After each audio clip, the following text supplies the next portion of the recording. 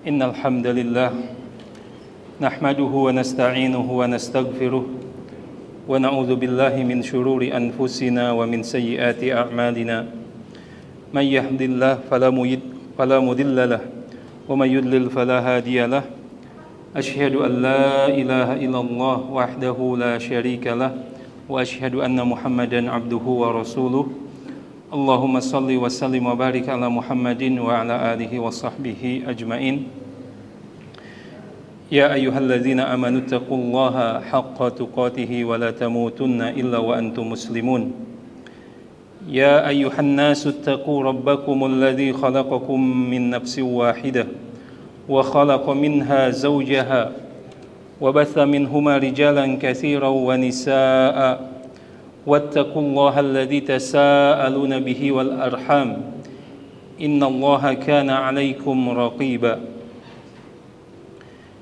Ya ayyuhalladzina amanu taqullaha wa qulu qawlan sadida yuslih lakum a'malakum wa yaghfir lakum dhunubakum wa may yuti'illaha wa rasulahu faqad faza fawzan 'azima. Amma ba'd, fa inna asdaqal hadithi kitabullah wa khairul hadi hadi Muhammadin sallallahu alaihi wasallam wa syarrul umuri muhdatsatuha fa inna kulla muhdatsatin bid'ah wa kulla bid'atin dhalalah wa kulla dhalalatin finnar.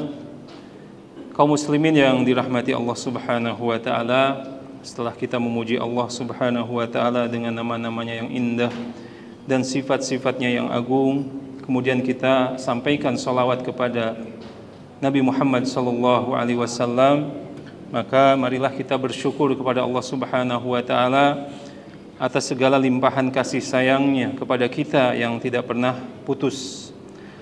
Insyaallah masih dalam kesempatan bulan Syawal, bahkan mungkin ini adalah akhir bulan Syawal, yang Syawal artinya adalah semangat, kembali bersemangat.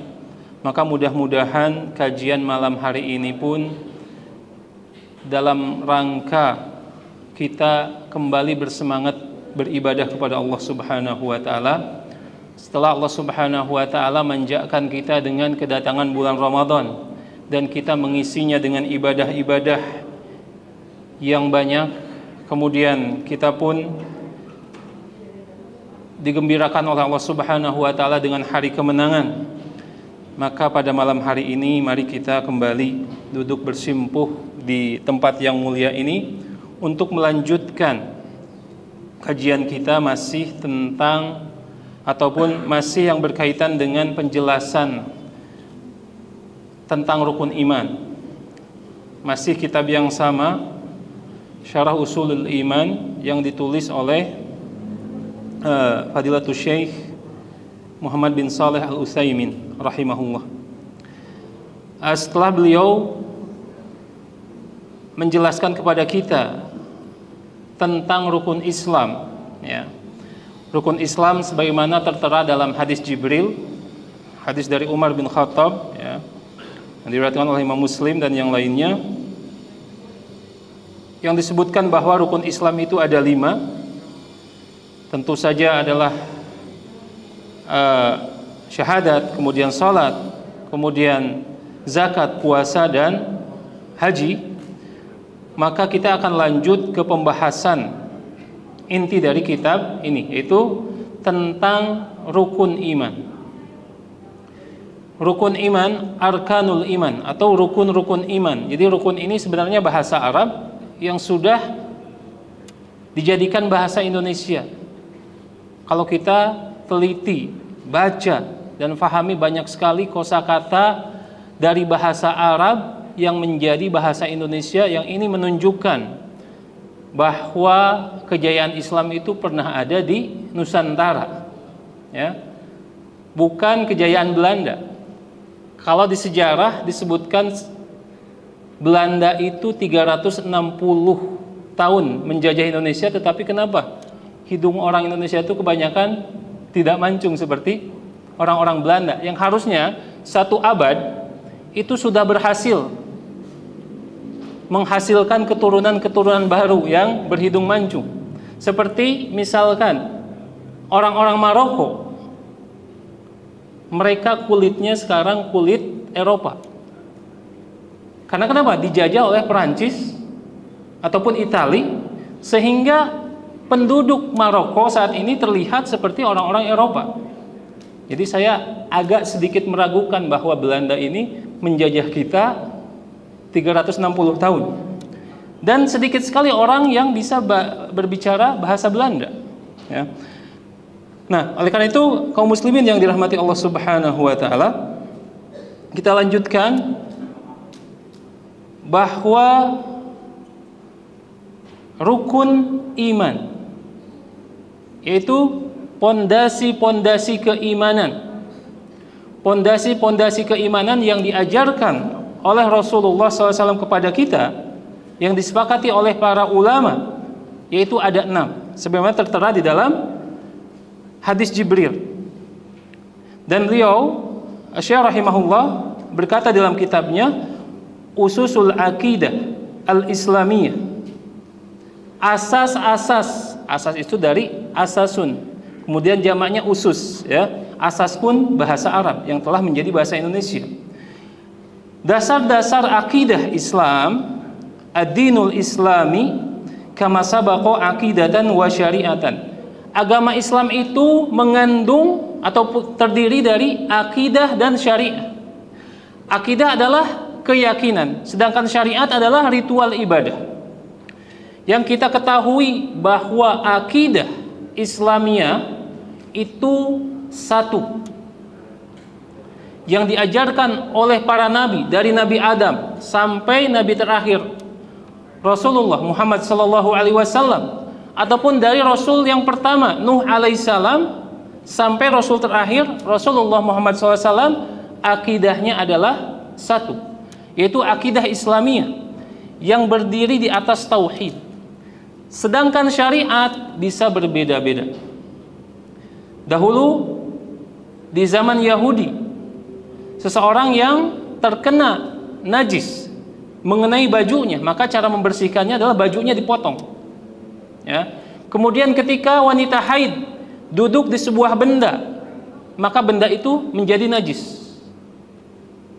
Berbeda dengan syariat yang dibawa oleh Nabi Muhammad SAW. Ketika pakaian kita terkena najis, kita cukup membersihkan sampai najis itu hilang, maka pakaiannya menjadi suci. Bahkan salah satu, ya, yang diriwayatkan oleh Aisyah radhiyallahu anha, Ummul Mukminin, cara membersihkan air sperma dari baju, sebagaimana beliau membersihkan bekas sperma dari baju Rasulullah SAW dengan air dan bekasnya masih terlihat, maka Rasulullah SAW langsung memakainya untuk sholat. Kemudian orang-orang Yahudi disyariatkan kepada mereka sholat di 3 waktu, sedangkan kita 5 waktu sholat. Kemudian diharamkan beberapa hewan kepada orang Yahudi yang dihalalkan kepada kita semua. Artinya apa? Akidah mereka dari zaman Nabi Adam sampai Nabi Muhammad SAW hanya satu, yaitu akidah yang berlandaskan tauhid, pengesaan kepada Allah Subhanahu wa taala. Dan ini pun sebagaimana sabda Rasulullah SAW ketika mengatakan tentang para nabi. Para nabi itu adalah saudara seayah dari ibu yang berbeda-beda. Dan agama kami adalah satu, yaitu Islam. Ini sabda dari Nabi Muhammad SAW. Oleh karena itu kita melihat kesamaan ajaran antara Nasrani, Yahudi, ya. Ketika mereka di zamannya, mereka sama-sama menyembah Allah Subhanahu wa taala dan berlandaskan tauhid. Kemudian Syekh rahimahullah melanjutkan di dalam kitabnya, wa qad asyarna ila syai'in min syara'ihi wa dzakarna arkanahu allati tu'tabaru asasan li syara'ihi. Dan kami telah menjelaskan tentang rukun Islam, ya, poin-poinnya yang menjadi asas dalam syariat Islam. Amal aqidatul islamiyah, adapun akidah Islamiyah, fa ususuha, dasar-dasarnya adalah al-imanu billahi wa malaikatihi wa kutubihi wa rusulihi wal yaumil akhiri wal qadari khairihi wa syarrihi. Adapun dasar-dasar akidah Islamiyah, maka ada 6. Yang pertama adalah beriman kepada Allah, kemudian beriman kepada para malaikatnya, beriman kepada kitab-kitabnya yang telah Allah turunkan kepada Rasulnya, dan beriman kepada Rasul-Rasul Allah subhanahu wa ta'ala, dan beriman kepada hari akhir yaitu hari kiamat, dan beriman kepada Al-Qadar. Baik qadar itu merupakan qadar yang baik ataupun yang buruk. Ini adalah dasar-dasar yang harus diyakini oleh setiap muslim. Dan ini satu paket, harus diterima semuanya. Barang siapa yang mengingkari satu poin dari asas-asas dasar-dasar akidah ini, maka dia telah keluar dari agama Islam.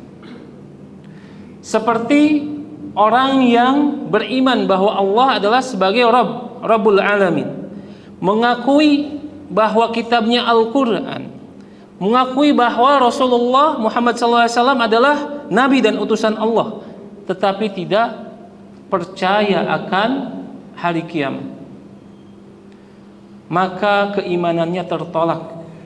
Karena barang siapa yang menolak salah satu bagian dari rukun iman, maka dia tidak dikatakan beriman kepada Allah subhanahu wa ta'ala.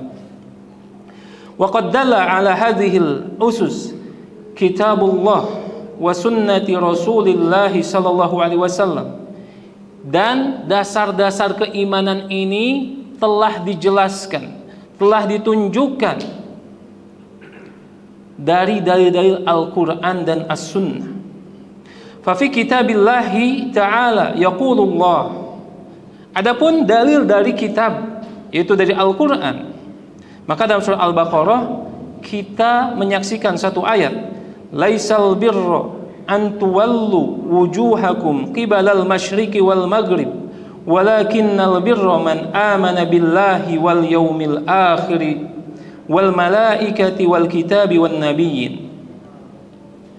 Bukanlah satu kebaikan, bukanlah kebaikan itu dengan menghadapkan diri kita ke arah kiblat atau ke arah timur dan barat, tetapi yang dimaksud dengan kebaikan yaitu keimanan, yaitu orang-orang yang beriman kepada Allah, kemudian beriman kepada hari kiamat, beriman kepada malaikatnya, beriman kepada kitab-kitabnya, dan beriman kepada nabi-nabinya. Nah, di dalam ayat ini secara jelas Allah subhanahu wa ta'ala menyebutkan bahwa keimanan itu bukan hanya ritual saja, menghadapkan diri ke barat dan ke timur sebagai salah satu ritual, ya, ataupun menggerakkan badan dengan bersujud saja. Tanpa keimanan yang benar, maka ritual-ritual ibadah ini tidak dianggap sebagai ibadah yang benar. Justru keimanan ini yang menjadi dasar ibadah kita. Makanya kita mendengar satu hadis dari Rasulullah SAW, seorang sahabat yang baru masuk Islam, kemudian berperang di jalan Allah Subhanahu wa ta'ala, tidak pernah melaksanakan sholat, zakat, tapi masuk surga disebabkan apa? Keimanan yang dia bawa di dalam dadanya, sehingga memberanikan dia untuk berperang, membela agama Allah Subhanahu wa taala. Wa yaqulu fil qadar, dan Allah Subhanahu wa taala berfirman tentang masalah qadar, keimanan kepada qadar, inna kulla syai'in khalaqnahu biqadar. Sesungguhnya segala sesuatu Allah ciptakan dengan qadar. Wa ma amarna illa wahidatan min kalamhil bil basar.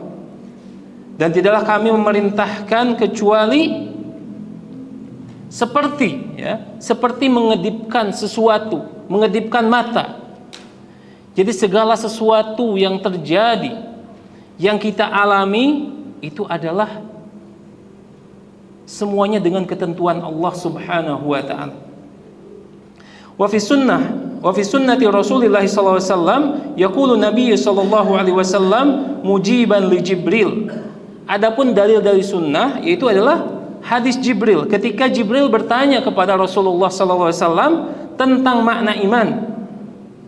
Maka Rasulullah SAW bersabda, al-imanu an tu'mina billahi wa malaikatihi wa kutubihi wa rusulihi wal yaumil akhiri wa tu'minu bil qadari khairihi wa syarrihi, rawahu Muslim. Yang dimaksud dengan iman, ma ma'nal iman? Al-imanu billah.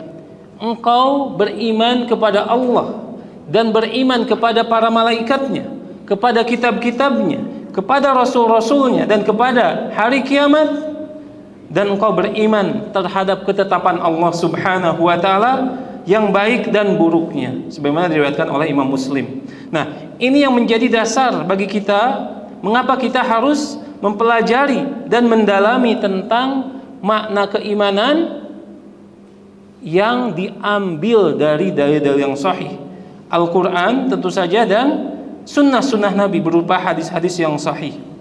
Kemudian penulis berkata di dalam kitabnya, qala al-muallifu rahimahullah, al-imanu billahi ta'ala. Kita akan mulai membahas poin-poin yang 6 ini, dan kita akan mulai dengan makna beriman kepada Allah Subhanahu wa ta'ala. Al-imanu billahi yatadhammanu arba'ata umur. Beriman kepada Allah Subhanahu wa ta'ala itu mencakup 4 perkara, 4 poin yang penting. Al-awwal, yang pertama, al-imanu biwujudillahi ta'ala. Seorang muslim tidak akan mencapai keimanan yang sempurna kecuali mengetahui hal-hal yang 4 ini. Yang pertama, beliau mengatakan beriman terhadap wujudnya Allah Subhanahu wa ta'ala. Kenapa ini penting? Karena ini adalah dasar. Kita beribadah karena kita percaya bahwa Allah memerintahkan kita untuk beribadah, dan ujung-ujungnya akan mencapai pada suatu titik kesimpulan bahwa Allah itu ada. Ketika seseorang tidak mempercayai wujudnya Allah Subhanahu wa ta'ala, maka dia tidak akan mungkin untuk melakukan ini dan itu sebagai sebuah ibadah, karena dia tidak percaya keberadaan Allah Subhanahu wa ta'ala. Justru ini adalah titik awal keimanan seseorang kepada Allah Subhanahu wa ta'ala, bahwa seorang muslim harus benar-benar yakin dengan keberadaan Allah Subhanahu wa ta'ala, bahwa Allah Subhanahu wa ta'ala itu ada dan nyata. Wa qad dalla ala wujudihi ta'ala al-fitratu wal aqlu wa syar'u wal his. Dan keberadaan Allah Subhanahu wa ta'ala itu dapat dibuktikan dengan beberapa dalil. Yang pertama, dalil fitrah manusia. Yang kedua, dengan akal kita. Yang kedua, dengan dalil-dalil syar'i, yaitu Al-Quran dan As-Sunnah. Dan yang keempat, yaitu dari pengamatan seorang manusia atau seorang makhluk tentang keberadaan Allah Subhanahu wa ta'ala. Maka kita akan bahas bagaimana diterangkan oleh penulis. Amma dilalatul fitrah ala wujudihi fa inna kulla makhluqin qad fatara 'alal imani bi khaliqihi min ghairi sabqi tafkiri au ta'limin. Adapun dalil dari fitrah, maka seluruh makhluk, ya, dalam hal ini adalah manusia, maka manusia itu diberikan fitrah oleh Allah Subhanahu wa ta'ala. Diberikan fitrah oleh Allah Subhanahu wa ta'ala untuk beriman kepada Sang Khalik, kepada yang menciptanya, kepada zat yang menciptakannya, tanpa memerlukan pemikiran yang panjang, pikir-pikir dulu, tanpa memerlukan pembelajaran yang khusus. Maka fitrah ini, ketika fitrahnya bersih, tidak terkotori sesuatu pun, maka seorang manusia pasti menyimpulkan bahwa dia memiliki seorang pencipta atau zat pencipta, maka dia akan berkesimpulan bahwa di sana ada zat yang menciptakan dirinya. Wala yansarifu an muqtada hadhil fitrah illa man tara'a ala qalbihi ma yusrifu anha liqauli Nabi sallallahu alaihi wasallam.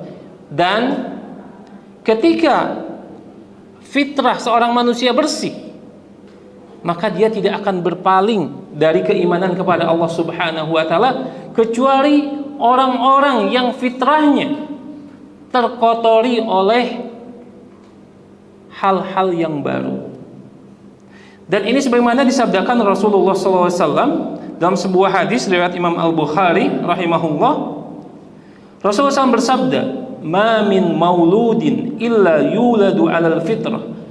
Tidaklah seorang yang dilahirkan ke muka bumi, dalam hal ini adalah manusia dan jin, kecuali dilahirkan dalam keadaan fitrah. Fa'abawahu yuhawidanihi au yunasiranihi au yumajisanihi, maka kedua orang tuanya lah yang akan menjadikan dia seorang Yahudi atau seorang Nasrani atau seorang Majusi. Ya, kita ulangi hadisnya, bahwa tidaklah seseorang dilahirkan ke muka bumi ini kecuali dalam keadaan fitrah. Maka kedua orang tuanya yang membentuk anak-anak ini bisa menjadi seorang Yahudi, Nasrani atau Majusi. Kemudian kenapa tidak disebutkan Islam di dalam hadis ini? Maka para ulama menjawab, karena Islam itu adalah fitrah. Disebutkan fitrah adalah Islam. Jadi tidak disebutkan, ya. Maka kedua orang tuanya lah yang menjadikan dia seorang muslim. Tidak. Karena setiap yang lahir dalam keadaan muslim. Oleh karena itu, ketika seseorang bertanya, bagaimana bayi-bayi yang lahir dari rahim seorang yang kufur kepada Allah Subhanahu wa taala, ya, maka secara hukum dunia, misalkan bayi ini terlahir dari keluarga mereka, maka Allah Subhanahu wa taala menghukuminya dalam keadaan fitrah karena dia masih bayi, tidak berdosa. Tetapi hukum dunia, ya, mengikuti hukum kedua orang tuanya. Tidak mungkin kita protes dan ingin menguburkan bayi-bayi ini dalam syariat Islam, ya. Kemudian bagaimana hukumnya? Maka para ulama menyebut Allah Subhanahu wa taala Maha tahu jika bayi-bayi ini tumbuh dan dewasa. Nah, ini dalil fitrah. Selama fitrah ini tidak terkotori dengan kekufuran dan kesyirikan, maka seseorang akan mengenal Allah Subhanahu wa taala dengan sendirinya. Dan kita sangat kenal dengan kisah Nabi Ibrahim, sebagaimana dikisahkan oleh Allah Subhanahu wa taala dalam surat Al-A'raf, bagaimana diskusi Nabi Ibrahim dengan kaumnya melihat bulan. Kemudian Nabi Ibrahim menyebutkan kepada kaumnya, itu adalah Rabb. Ketika bulan ini terbenam, maka Nabi Ibrahim menyebutkan, sesungguhnya aku tidak senang kepada Tuhan yang terbenam. Melihat bintang, begitu pula keesokan harinya tidak terlihat lagi, sesungguhnya aku tidak senang Tuhan yang menghilang begitu saja. Pagi harinya melihat matahari, oh ini Tuhanku dan ini lebih besar. Tetapi ketika datang maghrib terbenam, seandainya Allah tidak memberikanku hidayah, maka sesungguhnya aku akan termasuk orang-orang yang sesat. Dan ini bukan berarti Nabi Ibrahim itu mencari Allah, tetapi ini adalah bahan diskusi kepada kaumnya agar mereka berpikir bahwa yang mereka sembah itu adalah bukan Allah, bukan Rabbul Alamin. Kemudian yang kedua, amma dilalatul aql. Adapun dalil dari akal terhadap keberadaan Allah Subhanahu wa taala, fa inna hadhil makhluqat sabiquha wa lahiquha la budda min labudalaha min khaliqin aujadaha id la yumkin an yujida nafsahu binafsihi. Akal kita telah menyimpulkan bahwa kita berada di dunia ini, ataupun sesuatu, bahkan selembar tisu ini tidak mungkin menciptakan dirinya sendiri. Sesuatu yang sederhana, selembar tisu ini tidak mungkin berada dengan sendirinya, atau dia menciptakan dirinya sendiri. Maka kita berkesimpulan bahwa tisu ini ada yang membuatnya. Apakah kita tahu yang membuatnya? Tidak. Itu yang dinamakan dengan gaib. Ini yang terjadi diskusi-diskusi oleh orang ateis di zaman Uni Soviet berdiri. Mereka mengajarkan kepada anak-anak kecil untuk berdoa kepada Tuhan. Silahkan minta kepada Tuhan. Minta apa saja yang engkau inginkan. Kemudian diajarkan untuk meminta kepada Tuhan. Kemudian dijawab oleh gurunya, apakah Tuhan kalian memberikannya? Maka anak-anak tersebut menjawab, tidak. Oleh karena itu kalian harus meminta kepada saya, kepada manusia. Silahkan minta pulpen, minta buku, minta kertas, minta kepada saya. Kemudian diajarkan untuk meminta sesuatu benda yang sederhana. Kemudian guru tersebut memberikannya. Bukankah saya bisa memberikan apa yang kalian minta? Ini adalah teori sederhana dari orang-orang ateis yang tidak mempercayai adanya Sang Pencipta. Padahal ketika ditanyakan siapa yang menciptakan langit dan bumi, mereka tidak akan bisa menjawab. Nah, ini kepada orang-orang yang akalnya masih sehat, masih selamat, maka akal ini akan membantu orang tersebut untuk mengenal Allah Subhanahu wa ta'ala. Karena dia akan berkesimpulan, bagaimana benda yang sederhana ini tidak mungkin ada dengan sendirinya. Lalu bagaimana dengan alam semesta, dengan terbitnya matahari dari timur, terbenam dari barat, tidak pernah terlambat sedikit pun. Kemudian datangnya rembulan, kemudian perputaran bumi dan seisinya tidak pernah mengalami kemacetan. Jika kita melihat satu hasil karya dari manusia, apakah itu mesin, apakah itu alat-alat elektronik, maka kita akan takjub kepada orang yang menemukannya. Maka kenapa kita tidak terpikir untuk memuji Allah Subhanahu wa ta'ala ketika melihat alam semesta ini yang diciptakan begitu sempurna? Tidak pernah seorang manusia mengkritik ciptaan Allah Subhanahu wa ta'ala. Ketika melihat langit, seorang manusia, sepertinya langit ini warnanya kurang cerah. Tidak pernah. Rasanya matahari itu posisinya kurang tepat. Tidak pernah. Ketika melihat gunung, pernah kita dalam hati kita mengkritik ciptaan Allah? Karena itu adalah fitrah. Kemudian akal kita masih sehat, dan itu menunjukkan secara jelas bahwa ada Sang Pencipta di balik penciptaan yang sempurna ini.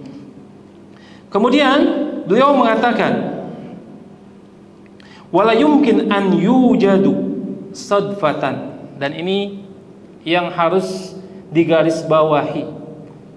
Kata beliau, dan tidak mungkin alam raya semesta, kemudian penciptaan manusia ini terjadi kebetulan. Ya, makanya salah satu akidah seorang muslim itu jangan memperbanyak kata kebetulan. Kebetulan saya tadi lewat. Dalam akidah seorang muslim itu tidak ada yang kebetulan, tetapi semuanya terjadi karena qadarullah, takdir Allah Subhanahu wa ta'ala. Oleh itu mulai gunakan diksi jangan kebetulan. Pas saya lewat. Kalau pas kan maknanya berbeda. Pas itu kesempurnaan, karena Allah yang mengatur. Kebetulan saya menemukan benda ini. Bukan kebetulan, tapi Allah Subhanahu wa taala mengilhamkan kepada kita untuk menemukan benda tersebut. Jadi stop, kurangi kata-kata kebetulan karena takut mengurangi ya rasa keimanan kita kepada Allah Subhanahu wa taala.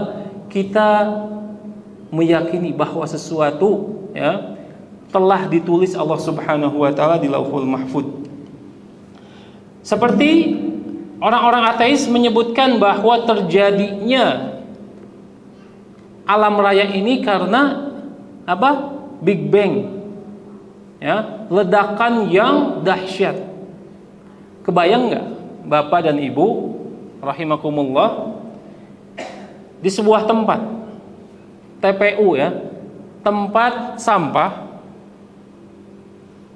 mungkin di daerah kita tempat penampungan sampah terakhir di mana? Di Bekasi ya. Tumpukan sampah menggunung. Tiba-tiba ada angin ribut datang ke tempat tersebut, kemudian merubah sampah-sampah ini menjadi sebuah pesawat. Kira-kira masuk akal nggak? Tidak sama sekali. Oleh karena itu, dialog Imam Abu Hanifah dengan orang-orang ateis di zamannya. Jadi ateis itu sudah ada dari zaman lalu. Beliau berdebat, kemudian sengaja datang terlambat ke tempat perdebatan. Kemudian orang-orang ateis ini berkata kepada Abu Hanifah, "Wahai Abu Hanifah, kenapa engkau datang terlambat?" Kemudian Abu Hanifah membuat satu permisalan, dan ini diperbolehkan karena Allah Subhanahu wa taala banyak menyebutkan permisalan untuk mendekatkan akal mereka kepada Allah Subhanahu wa taala. Ya, aku terlambat karena aku tadi berhenti di pinggir sungai. Tiba-tiba ada beberapa batang pohon yang terjatuh ke dalam sungai, kemudian batang pohon ini bersatu. Dan tidak lama kemudian batang-batang pohon ini menyatukan diri mereka sehingga tercipta sebuah perahu. Kemudian orang-orang ateis ini mentertawakan Abu Hanifah dan tidak percaya dengan cerita Abu Hanifah. Wahai Abu Hanifah, mana mungkin kami percaya? Mana mungkin ada kayu-kayu yang menyatukan diri mereka kemudian jadi perahu begitu saja? Kemudian dijawab oleh Abu Hanifah, "Wahai fulan, engkau tidak percaya dengan sebuah ciptaan yang kecil. Lalu bagaimana alam raya ini bisa terjadi dengan sendirinya? Jika kita tidak percaya bahwa tisu ini lahir dengan sendirinya, bagaimana Allah Subhanahu wa taala menciptakan langit ini tanpa tiang? Bagaimana Allah Subhanahu wa taala mengalirkan air-air sungai dari gunung ke laut? Bagaimana Allah Subhanahu wa taala mengatur suhu di muka bumi ini sehingga seimbang?"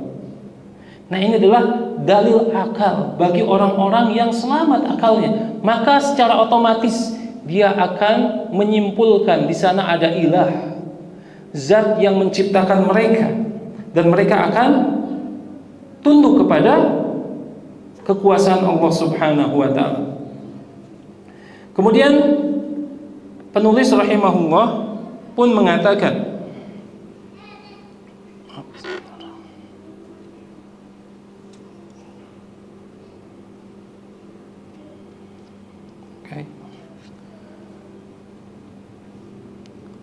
bahwa beliau wala yumkin an yujada sadfatan li anna kulla haditsin la budda lahu min muhdisin. Jadi tidak mungkin semua terjadi kebetulan karena segala sesuatu pasti akan ada yang menggerakkannya. Wa li anna wujudaha ala hadha nizam al-badi wa tanasuk al-muta'alif wal irtibat al-mutalahim bainal asbab wa musababatiha wa bainal kainat ba'duha ma'bad yamna'u man'an batan an yakuna wujudaha sadfatan idil wujudu sadfatan laysa ala nizam fi aslin wujudihi fa kaifa yakunu muntaziman hala baqaihi wa tatawurihi. Jadi beliau menyatakan Karena sesuatu yang kebetulan biasanya akan tercipta tanpa aturan. Tanpa aturan yang jelas, seperti ibu-ibu membuat kue. Tiba-tiba ada sesuatu yang terjatuh ke dalam adonannya, maka akan merubah secara jelas rasa dari kue yang dihasilkan.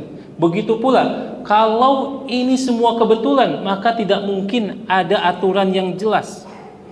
Harmonisasi ciptaan Allah Subhanahu wa taala yang tidak melahirkan satu aturan yang keluar, ini menunjukkan bahwa keberadaan Allah Subhanahu wa taala itu sangat jelas, yang ditunjukkan dengan dalil-dalil akal.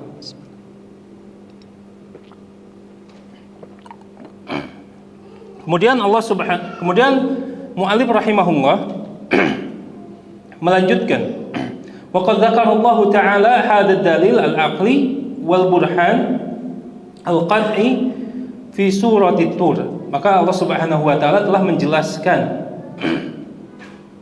tentang masalah ini dalam satu ayat dalam surat Tur, di mana Allah Subhanahu wa taala berfirman, dan ini firman yang benar-benar harus disampaikan, terutama kepada orang-orang yang ragu terhadap keberadaan Allah Subhanahu wa taala. Allah Subhanahu wa taala berfirman, am khuliqu min ghairi syai'in am humul khaliqun. Apakah mereka diciptakan tanpa pencipta, ataukah mereka menciptakan diri mereka sendiri? Maka ini adalah pertanyaan yang tidak pernah akan bisa dijawab oleh orang-orang yang menolak tentang keberadaan Allah Subhanahu wa taala. Dan Allah Subhanahu wa taala banyak di dalam Al-Qur'an menyampaikan sebuah pertanyaan kepada kita, hamba-hambanya, dan kepada orang-orang kafir. Bukan berarti Allah Subhanahu wa taala tidak tahu, dan bukan berarti Allah Subhanahu wa taala membutuhkan jawaban. Tapi pertanyaan Allah Subhanahu wa taala yang ada dalam Al-Qur'an disebutkan oleh para ulama adalah istifham inkari. Pertanyaan untuk mengingkari sesuatu. Dan kita pun sebagai manusia sering menggunakan pertanyaan ini kepada orang-orang yang kita kenal, yang sebenarnya kita tidak butuh jawaban. Dan dalam hari ini Allah Subhanahu wa taala bertanya, am khuliqu min ghairi syai'in. Apakah mereka diciptakan tanpa ada pencipta, atau mereka menciptakan diri mereka sendiri? Yakni annahum lam yukhlaqu min ghairi khaliq, yaitu mereka diciptakan tanpa ada pencipta. Walahumul ladzina khalaqu anfusahum, dan bukanlah mereka yang menciptakan diri sendiri. Fata'ayyana an yakuna khaliquhum huwallahu tabaraka wa ta'ala. Oleh karena itu, ketika mereka tidak bisa menjawab dan tidak ada jawaban terhadap pertanyaan ini, maka pasti jawaban yang benar bahwa pencipta mereka adalah Allah Subhanahu wa taala. Walihada lamma sami'a Jubair bin Mut'im radhiyallahu anhu, oleh karena itu ketika Jubair, seorang sahabat, mendengar bacaan Quran Rasulullah SAW, yaitu ayat ini. Jadi Jubair dalam hal ini saat itu dia masih kafir. Kemudian bagaimana Rasulullah SAW membaca Al-Quran? Rasulullah SAW itu biasa membaca Al-Quran ketika sholat di depan Ka'bah, atau ketika berdakwah kepada orang-orang Quraisy. Dan tentu bacaan Al-Quran Rasulullah SAW itu adalah sebaik-baik bacaan yang tartil, Maka ketika Jubair saat itu dalam keadaan masih musyrik, mendengar bacaan Rasulullah SAW, am khuliqu min ghairi syai'in am humul khaliqun am khalaqus samawati wal ard bal la yuqinun am indahumul khazainu rabbika am humul musaytirun. Jadi ini ayatnya. Pertanyaan, apakah mereka diciptakan tanpa ada pencipta? Atau mereka menciptakan diri mereka sendiri? Atau mereka yang menciptakan 7 langit? Atau mereka pun yang menciptakan bumi dan seisinya? Bahkan mereka tidak meyakini hal itu. Maka berkata Jubair, kada qalbi an yatir wa dzalika awwalu ma waqara al-imanu fi qalbi, rawahu al-Bukhari. Dan hadis ini diriwayatkan Imam Bukhari saat Jubair mendengarkan bacaan Rasulullah SAW, beliau berkata, seakan-akan hatiku itu menjadi terbang, artinya pecah, mendengar bacaan Rasulullah SAW yang maknanya sangat dalam.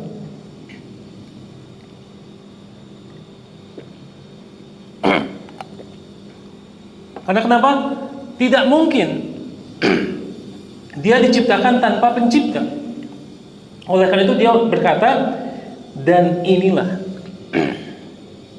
saat pertama keimanan mulai masuk di dalam hatinya. Dan banyak sekali para sahabat yang menjadi beriman gara-gara mendengar bacaan Al-Quran. Salah satunya riwayat yang menyebutkan bahwa Umar bin Khattab memeluk Islam karena mendengar bacaan Al-Quran dari saudarinya. Kemudian sahabat-sahabat yang lain yang mereka mendengar bacaan Al-Quran kemudian berpikir dan membenarkan bacaan Al-Quran tersebut. Kemudian rahimahullah menyebutkan walinadrib masalan yuwadihu dzalika fa innahu law haddatsa syakhsun an qasrin musayyidin ahatat bihi al-hadaiq wa jarat bainaha al-anhar wa muli'a bil firash wal asirra wa zuyyina bi anwa'iz zinah min muqawamati wa malaikatihi wa qala laka inna hadzal qasr wa ma fihi min kamali wa qad awjada nafsahu. Dan beliau menyebutkan sebuah permisalan, jika seseorang menceritakan kepada kalian sebuah istana yang sangat megah, yang sangat mewah, dan di dalamnya terdapat segala kebutuhan yang mempercantik istana tersebut, kemudian mengatakan kepadamu, sesungguhnya istana ini terjadi dengan sendirinya. Apakah kita akan membenarkannya? Tentu tidak. Bagi orang-orang yang memiliki akal sehat. Awujida hakadha sadfatan, atau mengatakan istana ini terjadi atau terbangun karena sebuah kebetulan, biduni mujid, tanpa ada yang menciptakannya. La badarat ila inkari dzalika wa takdzibhi, tentu akal sehat itu langsung menolak ungkapan tersebut dan akan mengingkari pernyataan tersebut, ya. Dan akan berkesimpulan bahwa perkataan itu adalah perkataan bodoh. Apa yajuzu ba'da dzalika an yakuna hadzal qaun alwasi bi ardihi wa samaihi wa aflaqihi wa ahwalihi wa nizamihi albadi albahir wa qad awjada nafsahu aw wujida sadfatan biduni mujid. Jadi apakah mungkin alam raya yang kita lihat saat ini yang begitu indah kemudian semua berjalan teratur dengan aturannya, apakah mungkin kita menyimpulkan bahwa ini terjadi kebetulan? Pasti akal yang sehat akan berkesimpulan bahwa di sana ada zat yang menciptakannya, yaitu zat yang maha sempurna, yaitu Allah Subhanahu wa taala. Adapun yang ketiga, amma dilalatu syar'i ala wujudillahi fali annal kutub as-samawiyyah kullaha tantiqu bidzalika wa ma ja'at bihi minal ahkam al-muntazimah limasalihil khalqi dalilun ala annaha min rabbin hakimin alimin bima salihi khalqihi wa ma ja'at bihi minal akhbari al-kauniyah allati syahida al-waqi bisidqiha dalilun ala annaha min rabbin qadirin ala ijadi ma akhbara bihi. Jadi dalil dari syar'i yaitu dari Al-Quran dan As-Sunnah, karena kitab-kitab yang ada telah berbicara ya bahwa Allah Subhanahu wa taala sebagai satu-satunya Khalik yang menciptakan ciptaan yang indah ya, dan ini pun adalah dalil yang sangat kuat di mana Allah Subhanahu wa taala menyatakan dirinya sendiri sebagai pencipta segala sesuatu. Demikian yang bisa saya sampaikan. Kita lanjutkan setelah Isya sedikit. Subhanakallahumma wa bihamdika asyhadu an la ilaha illa anta astaghfiruka wa atubu ilaik. Assalamualaikum warahmatullahi wabarakatuh. Dalil tentang keberadaan Allah Subhanahu wa taala, maka ini bisa dilihat dari dua sisi. Yang pertama, ahaduhuma annana nasma'u wa nusyahid min ijabatid da'ina wa ghawsil maqrubin wa ma yadullu dilalatan qati'atan ala wujudillahi ta'ala. Yang pertama, ini bisa dibuktikan oleh panca indera. Beliau menyebutkan kita menyaksikan dan mendengar bahwa ada orang-orang yang berdoa kemudian diijabah oleh Allah Subhanahu wa taala. Dan kita merasakan sendiri berapa banyak, berapa kali doa kita diijabah oleh Allah Subhanahu wa taala. Pernah doa kita tidak diijabah? Belum ya.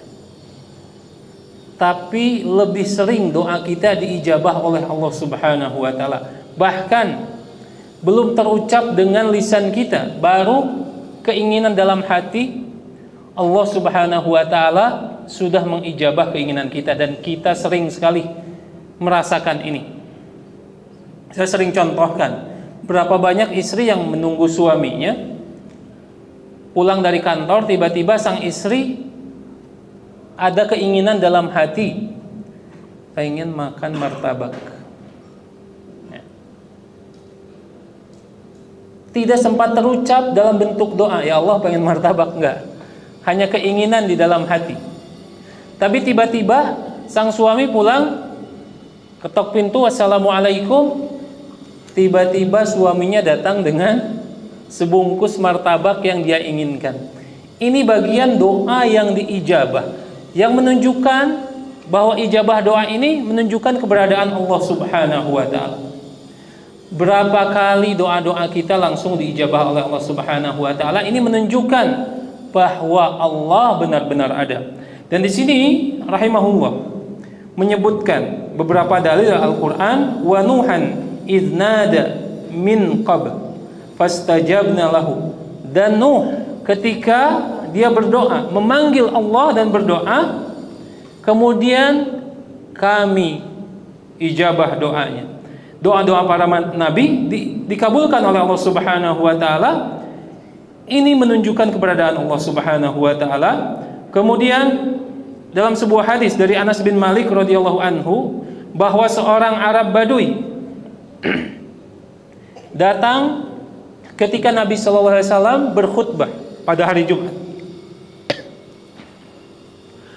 Wahai Rasulullah, nah ini bedanya orang Arab Badui dengan orang Arab yang modern ataupun perkotaan. Bahwa orang Arab Badui itu yang dikatakan adalah apa yang di dalam pikirannya. Oleh karena itu para sahabat sangat senang ketika datang orang Badui kepada Nabi Muhammad SAW, karena pasti berkata atau bertanya sesuatu yang luar biasa, yang biasanya tidak terpikirkan oleh sahabat-sahabat yang ada. Orang Badui ini datang ke masjid Rasulullah SAW, dan Rasulullah SAW sedang berkhutbah. Langsung aja, wahai Rasulullah, sesungguhnya kami dalam keadaan kemarau, kami kekeringan, halakal mal wa ja'al iyal fad'u lana. Farafa'a yadayhi wa da'a fasara as-sahab amsal al-jibal falam yanzilu an mimbarihi hatta ra'ait al-matar yatahadar ala lihyatihi. Jadi, wahai Rasulullah, sesungguhnya kami dalam keadaan kemarau, harta kami rusak, keluarga kami kelaparan, maka berdoalah kepada Allah Subhanahu wa taala. Artinya apa? Minta diturunkan hujan agar apa? Ladang mereka atau tumbuhan mereka itu kembali tumbuh dan menghasilkan. Kemudian Rasulullah SAW mengangkat kedua tangannya berdoa kepada Allah Subhanahu wa taala. Tiba-tiba ada awan sebesar gunung, ya. Belum turun Rasulullah SAW dari mimbarnya, tiba-tiba jenggot Nabi Muhammad SAW itu sudah terbasahi dengan air hujan. Ini membuktikan bahwa ada zat yang mendengar doa Nabi Muhammad SAW, yaitu Allah Subhanahu wa taala. Kemudian hujan terus sampai Jumat berikutnya, datang lagi orang Baduy ini. Kau tadi minta diturunkan hujan, sekarang sebaliknya. Wahai Rasulullah, sesungguhnya rumah kami kebanjiran, rumah kami rusak, ladang kami pun menjadi rusak. Berdoa kepada Allah Subhanahu wa taala agar menghentikan hujannya. Berdoa lagi Rasulullah SAW sehingga hujan pun berhenti. Nah, ini bukti secara indera bahwa Allah itu ada. Kemudian yang kedua, bahwa mukjizat para nabi alaihimus salatu wassalam ini bukti yang bisa dirasakan oleh panca indera manusia, terutama di zamannya. Di zaman Rasulullah SAW berapa banyak para sahabat yang melihat secara langsung bagaimana mukjizat ini turun kepada Nabi Muhammad SAW. Seperti di zaman Musa, ketika Nabi Musa diperintahkan untuk memukul laut dengan tongkatnya. Ini adalah dalil dari indera yang membenarkan keberadaan Allah Subhanahu wa taala, dan mukjizat Nabi Muhammad SAW itu kekal. Kalau mukjizat Nabi sebelumnya sudah hilang, maka mukjizat Nabi Muhammad SAW yang terbesar masih bisa kita rasakan, yaitu Al-Quran. Al-Quran berbicara tentang masa depan, semuanya terbukti, ya. Salah satunya di permulaan surat Al-Mu'minun tentang proses terjadinya janin di dalam rahim seorang ibu. Di sini ada Pak Dokter, ya. Itu Allah Subhanahu wa taala mewahyukan surat ini 14 abad yang lalu, kemudian diteliti di zaman kita saat ini, prosesnya betul-betul sesuai dengan apa yang dikatakan Al-Quran. Dan indera kita pasti membetulkan keberadaan Allah Subhanahu wa taala, bahwa kitab ini mukjizat dari Allah Subhanahu wa taala yang diturunkan kepada Nabi Muhammad SAW, menunjukkan bahwa Allah Subhanahu wa taala itu ada. Dan saya pernah melihat satu tayangan, ya. Ada seorang ulama di negeri Yaman, dan dia seorang ilmuwan peneliti, telah menemukan obat dari penyakit HIV, ya, AIDS. Beliau selain ulama dalam masalah agama, tetapi seorang peneliti dalam ilmu-ilmu dunia, khususnya kedokteran.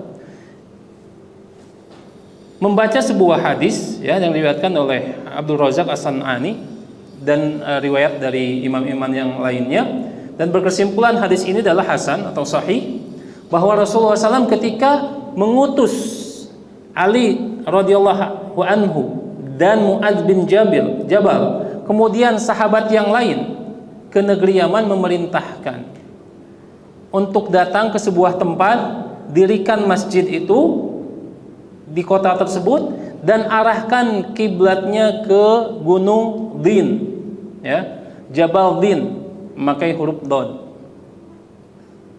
Diteliti hadis tersebut. Kemudian saat itu penggunaan Google Maps belum ada, barunya ada satelit. Syekh ini penasaran dengan hadis ini. Kenapa memerintahkan untuk mendirikan masjid di tempat tersebut, kemudian mengarah ke gunung tersebut. Dan kami dahulu telah datang ke masjid tersebut.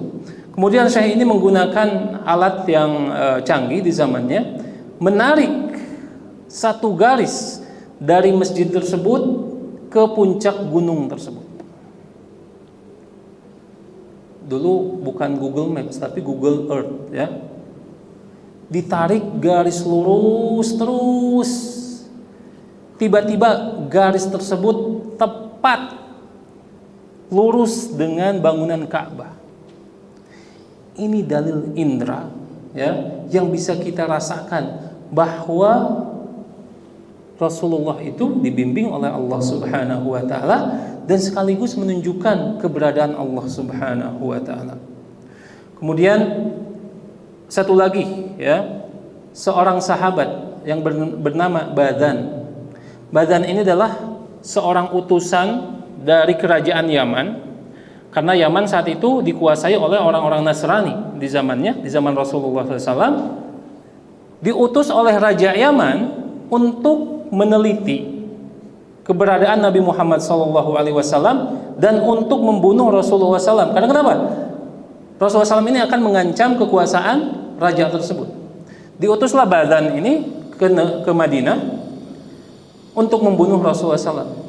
Dan Rasulullah SAW ketika menerima utusan ini langsung berkata,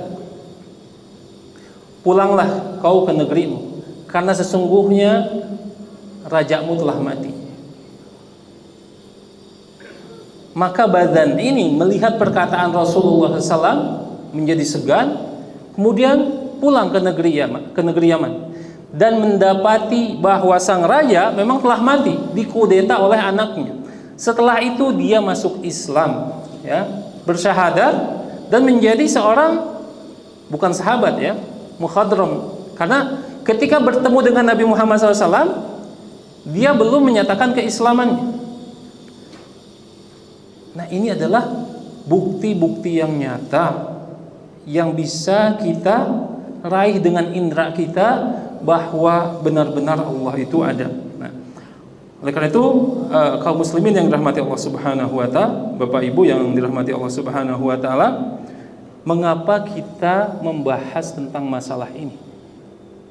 Padahal saya yakin semua yang berada di sini sangat yakin dengan keberadaan Allah Subhanahu wa taala. Tetapi ini adalah pelajaran akidah. Ini yang akan kita bawa pulang untuk menghadap Allah Subhanahu wa taala, maka terus harus dimurojaah, harus diulang-ulang ketika apa? Supaya ketika kita menghadap Allah Subhanahu wa taala, kita benar-benar yakin bahwa Allah itu ilah, zat yang maha pengasih, maha penyayang yang kita sembah selama ini. Jangan sampai ada keraguan. Meskipun kita sudah menyatakan bahwa kita yakin bahwa Allah itu ada, tapi ini adalah bagian dari pemeliharaan ilmu, kemudian bagian dari cara untuk mempertebal keimanan. Dan bisa saja ya, hal-hal ini telah kita lupakan ketika kita baca, kita ulangi lagi, maka menambah ketebalan iman kita kepada Allah Subhanahu wa taala. Dan sekali lagi ini sebagai bekal kita dan anak keturunan kita untuk menghadap Allah Subhanahu wa taala. Mungkin ini yang bisa saya sampaikan pada kesempatan malam hari ini, karena bahasannya cukup panjang ya. Insya Allah kita akan lanjutkan di pertemuan selanjutnya tentang poin yang kedua ya, yaitu beriman terhadap rububiyahnya Allah Subhanahu wa taala. Beriman terhadap rububiyah ini adalah pekerjaan Allah ya. Artinya dikatakan rububiyah maknanya adalah menciptakan, memelihara dan memberi rezeki. Ini adalah kekuasaan Allah Subhanahu wa taala. Semoga apa yang telah kita sampaikan pada malam hari ini dan apa yang telah kita dengar pada malam hari ini menjadi ilmu yang bermanfaat. Saya akhiri, subhanakallahumma wa bihamdika asyhadu an la ilaha illa anta. Kemudian pertanyaannya, betul apa yang dikatakan tadi, Islam sebagaimana disebutkan oleh penulis ad-dinul islami aqidatan wa syari'atan. Agama Islam itu akidah dan syariah. Akidah yang berkaitan dengan keyakinan, itu hati, ya. Sedangkan syariah yang berkaitan dengan anggota badan, ritual. Dan itu di setiap zaman seperti itu. Kemudian pertanyaannya, bagaimana menanamkan keimanan ini supaya benar-benar menjadi sebuah keyakinan? Nah, ini adalah tugas kita semua. Bahwa Rasulullah Shallallahu Alaihi Wasallam selalu memprioritaskan dakwah kepada umatnya dan memerintahkan para sahabat ketika berdakwah untuk memulai dari akidah. Ya. Apakah saat pertama perintah berdakwah itu Rasulullah SAW langsung memerintahkan untuk sholat, untuk zakat? Tidak. Bahkan Nabi Muhammad SAW berdakwah 13 tahun, sebagaimana disebutkan para ulama. 13 tahun di Mekah itu berdakwah tentang tauhid, tentang pengesaan Allah Subhanahu wa taala. Dan ini dibuktikan bahwa surat-surat Makkiyah, surat-surat yang turun sebelum hijrah Nabi Muhammad, itu temanya berkaitan dengan keyakinan, berkaitan dengan alam akhirat, berkaitan dengan siksa kubur, berkaitan dengan hal-hal yang sifatnya adalah keyakinan hati tentang Allah Subhanahu wa taala, tentang keimanan. Berbeda tentang surat-surat Madaniyah yang turun setelah hijrah Nabi Muhammad SAW, maka di situ surat-suratnya membicarakan tentang hukum-hukum ibadah, hukum-hukum fikih. Jadi bagaimana supaya kita mendapat keyakinan yang mantap? Maka pelajari akidah. Prioritaskan untuk mempelajari akidah sebagai dasar-dasar untuk melaksanakan ibadah. Karena ibadah tanpa dilandasi akidah yang benar, maka ibadahnya keropos. Ya.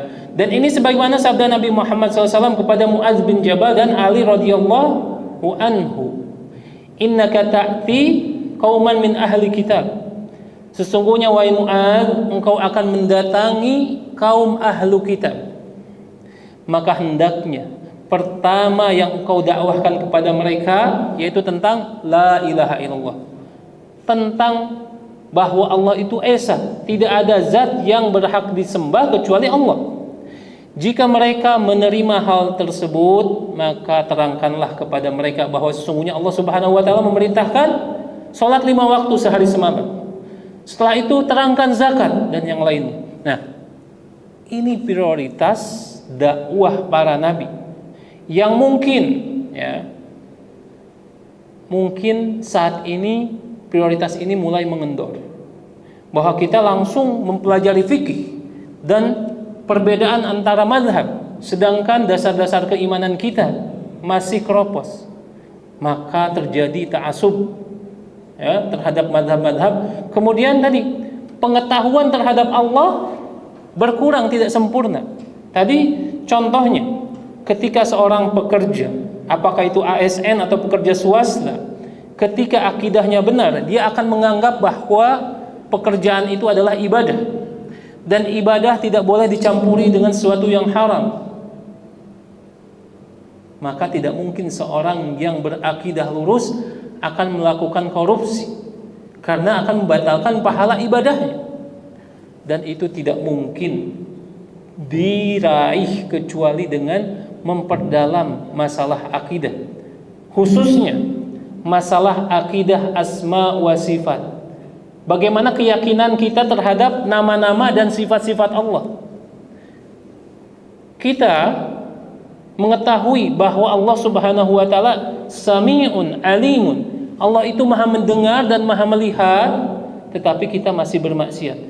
Ketika seorang mendalami sifat ini, tidak mungkin terbetik dalam hatinya untuk bermaksiat kepada Allah. Ketika kita akan mencuri, Allah Maha melihat. Ketika akan korupsi, Allah Maha mendengar. Dan ini tidak mungkin dirasakan, diraih kecuali orang yang belajar akidah. Oleh karena itu, rumusnya apa? Pelajari akidah, pelajari tauhid, pelajari bagaimana tadi tentang rububiyah, uluhiyah, asma wa sifat. ketika seseorang telah mengenal Allah dengan ilmu-ilmu ini, maka keyakinannya akan bertambah, dan keyakinan tersebut yang akan membentengi orang tersebut dari hal-hal yang diharamkan oleh Allah Subhanahu wa taala. Wallahu a'lam. Ada lagi? Cukup. Oke, baik. Mudah-mudahan apa yang telah kita dengar, telah kita sampaikan menjadi ilmu yang bermanfaat. Sekali lagi, subhanakallahumma wa bihamdika asyhadu an la ilaha illa anta astaghfiruka wa atubu ilaik. Assalamualaikum warahmatullahi wabarakatuh.